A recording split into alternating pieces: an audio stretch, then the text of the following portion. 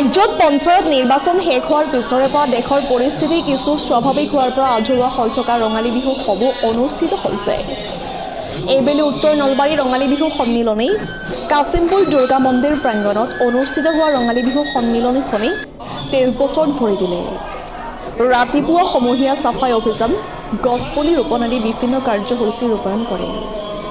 23তম ৰঙালী বিহু সন্মিলনীত সভাপতিত্ব কৰে নাৰায়ণ হালৈ। কাৰ্যকৰী সভাপতি হিচাপে থাকে অজয় ৰামচিয়াৰী আৰু সম্পাদকৰ দায়িত্বত থাকে বিপুল বেজবৰুৱা, সাংস্কৃতিক সম্পাদক প্ৰীতম অধিকাৰী। আৰু মুকলি বিহু সন্মিলনীৰ সম্পাদকৰ দায়িত্বত থকা বিপুল বেজবৰুৱাই কয় যে এই বৃহত্তৰ কাছিমপুৰ গাঁৱৰ বিহু বুলি ক'লে আমাৰ কাছিমপুৰ দুৰ্গা মন্দিৰ প্ৰাংগণত অনুষ্ঠিত হোৱা ৰঙালী বিহু সন্মিলনীখনেই। যিদৰে প্ৰতিকূল বতৰকো নেওচি ৰাইজে ওলাই আহিছে, সহায় সহযোগ কৰিছে, আমি উদ্যোক্তাসকল আপ্লুত হৈ পৰিছোঁ। লগতে 23তম ৰঙালী বিহু সন্মিলনীৰ উদ্যোক্তাসকলে মন্ত্ৰী জয়ন্ত মল্ল বৰুৱা আৰু মন্ত্ৰী চন্দ্ৰমোহন পাটোৱাৰীক ধন্যবাদ জনায়।